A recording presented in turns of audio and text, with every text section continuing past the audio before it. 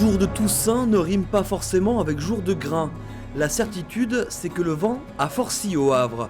Une montée en puissance attendue sur les quais du bassin Paul Vatine.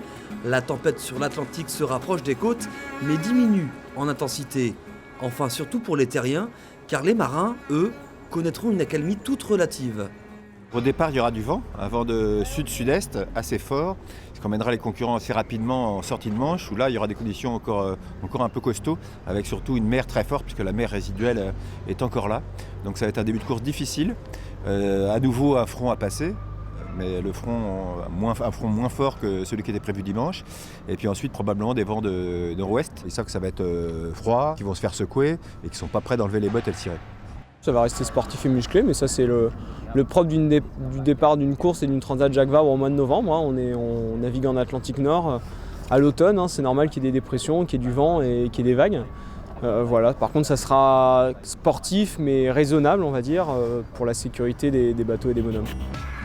Sportif, voire carrément musclé, c'est une évidence. La nouvelle donne météo a redistribué les cartes et ouvre de nouveaux horizons aux skippers. Le jeu stratégique est au centre des débats. Route nord, sud ou coup de poker, rien n'est à exclure. Au même moment, il pourrait y avoir un bateau à quelques centaines de milles de Terre-Neuve et puis un autre à quelques centaines de milles du Cap-Vert.